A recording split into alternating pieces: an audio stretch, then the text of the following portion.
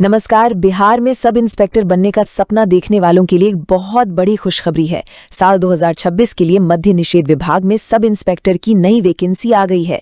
तो चलिए इस जबरदस्त मौके से जुड़ी हर छोटी बड़ी जानकारी को फटाफट समझ लेते हैं। तो आज हम क्या क्या जानने वाले हैं। सबसे पहले तो समझेंगे कि ये मौका आखिर है क्या, फिर देखेंगे कौन कौन इसके लिए अप्लाई कर सकता है। उसके बाद सिलेक्शन के 3 मुश्किल पड़ावों को जानेंगे और आखिर में बात करेंगे कि अपनी सीट पक्की कैसे करनी है। तो चलिए सबसे पहले और सबसे जरूरी बात से शुरू करते हैं। आखिर इस भर्ती में है क्या?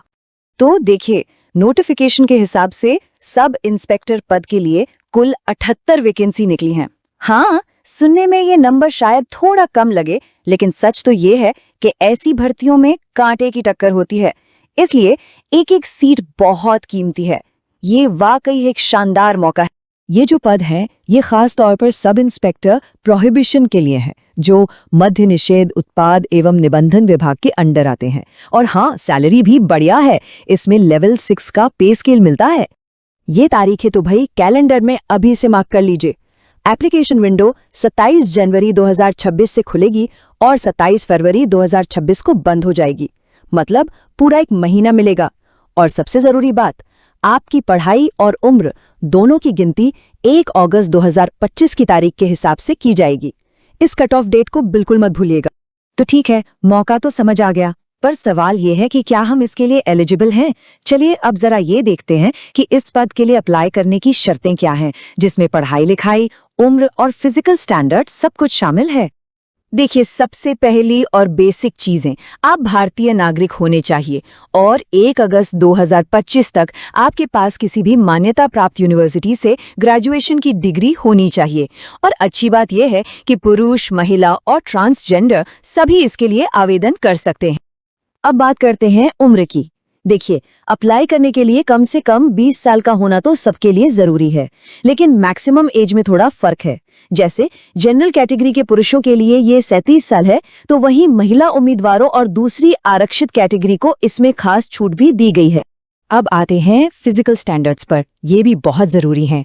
पुरुष उम्मीदवारों के लिए हाइट और चेस्ट की माप के कुछ खास नियम हैं। वहीं महिला उम्मीदवारों के लिए चेस्ट मेजरमेंट लागू नहीं है, लेकिन हाँ, वजन कम से कम 48 किलो होना जरूरी है और हाइट भी 155 सेंटीमीटर होनी चाहिए। तो मान लीजिए आप एलिजिबल हैं और आपने फॉर्म भी भर दिया, तो क्या काम हो गया? नहीं, असली कहानी तो अब शुरू होती है। सिलेक्शन प्रोसेस के 3 मुश्किल पड़ाव हैं जिनसे गुजरना होगा। ये सफर शुरू होगा एक प्रिलिमिनरी एग्जाम से, जिसे हम प्रीलिम्स भी कहते हैं। इसे क्लियर किया तो आप पहुंचेंगे दूसरे लेवल पर, यानी मेंस एग्जाम में। और अगर वहां भी पास हो गए तो आखिरी पड़ाव होगा फिजिकल एफिशिएंसी टेस्ट, यानी पीईटी। अब जरा प्रीलिम्स और मेंस के फर्क को समझिए, क्योंकि यही सारा खेल है।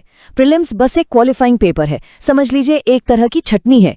इसमें से वैकेंसी के 20 गुना लोग आगे जाएंगे, लेकिन आपकी फाइनल मेरिट लिस्ट, आपकी रैंक, वो सब तय होगी मेंस एग्जाम के नंबरों से। तो असली फोकस यही करना है। और एक बात जो बिल्कुल गांठ बांध लेनी है, नेगेटिव मार्किंग। जी हाँ, प्रीलिम्स और मेंस दोनों ही रिटन एग्जाम में हर गलत जवाब पर आपके 0.2 मार्क्स कट जाएंगे। तो तुक्का लगाने से पहले 10 बार सोचना पड़ेगा। चलिए अब आखिरी स्टेज की बात करते हैं, फिजिकल एफिशिएंसी टेस्ट या पीईटी।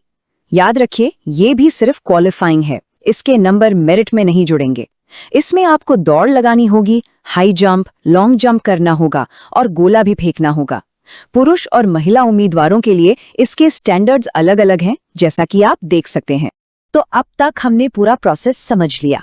अब आते हैं सबसे जरूरी हिस्से पर कि फाइनल लिस्ट में अपना नाम कैसे पक्का करना है और एप्लीकेशन के लिए क्या तैयारी रखनी है। इस एक लाइन को ध्यान से देखिए और दिमाग में बैठा लीजिए। आपकी फाइनल मेरिट लिस्ट सिर्फ और सिर्फ मेंस एग्जाम के नंबरों पर बनेगी। फिजिकल टेस्ट बस पास करना है, उसका कोई नंबर नहीं जुड़ेगा। असली लड़ाई मेंस की है, सारी एनर्जी वहीं लगानी है।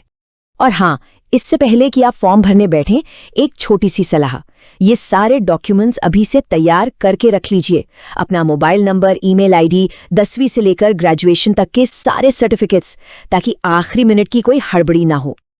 तो अब सारी जानकारी आपके सामने है। मौका क्या है, कौन अप्लाई कर सकता है और सिलेक्शन का रास्ता क्या है, सब कुछ साफ है।